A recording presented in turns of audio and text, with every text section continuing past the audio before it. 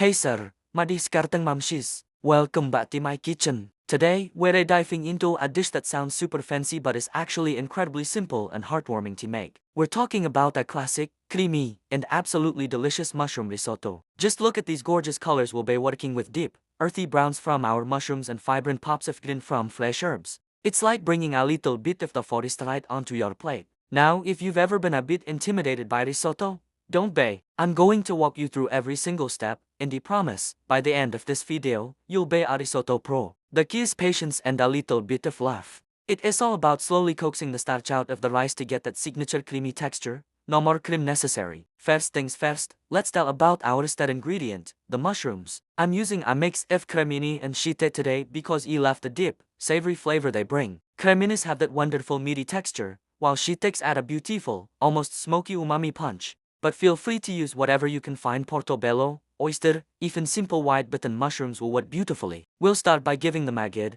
clean wipe. Never wash your mushrooms, they'll soak up water like a sponge and won't brown properly. Then, we'll slice them up, not too thin, not too thick. We want to be able to really taste them in every bite. Next, we'll get our pan nice and hot with a little olive oil and a knob of butter. The butter adds richness and helps the mushrooms get that perfect golden brown color. We'll toss them in and let them cook until they release their liquid and start to caramelize. This step is crucial for building a deep flavor base. Once they're beautifully browned, we'll add some minced garlic and maybe a little shallot for a touch of sweetness. Cook that for just a minute until it's fragrant. You don't want to burn the garlic. Then, we'll take our gorgeous mushrooms out of the pan and set them aside. Don't worry, they'll be back for the grand finale. Now, for the main event, the rice. We're using arborio rice, which is the classic choice for risotto because of its high starch content. This is what gives us that incredible creaminess. We'll add a bit more butter to the same pan. Don't wipe it out. All those brown bits add a puree flavor. Toast the rice for a minute or two until the edges become translucent. This step is called tostatura, and it helps the grains cook evenly and absorb the broth better. Here comes the part that requires a little bit of farm work, but it's so worth it.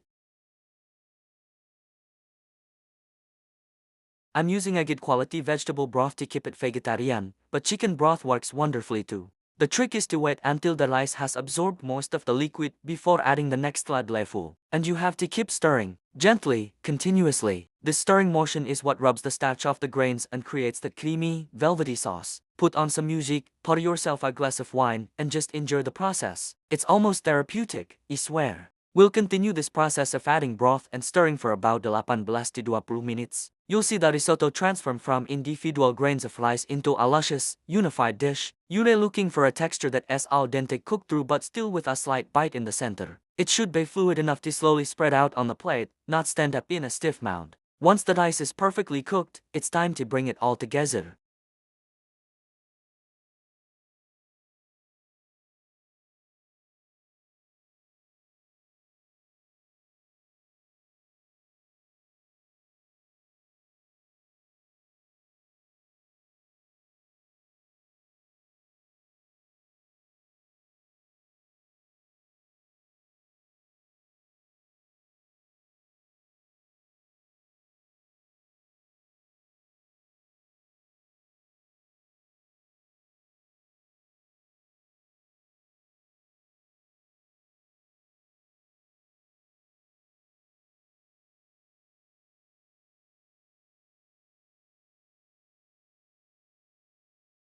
I really hope you give this recipe a try. It's the perfect dish for a cozy night in or to impress your dinner guests. Thank you so much for cooking with me today, Momshies. If you enjoyed this video, please give it a thumbs up.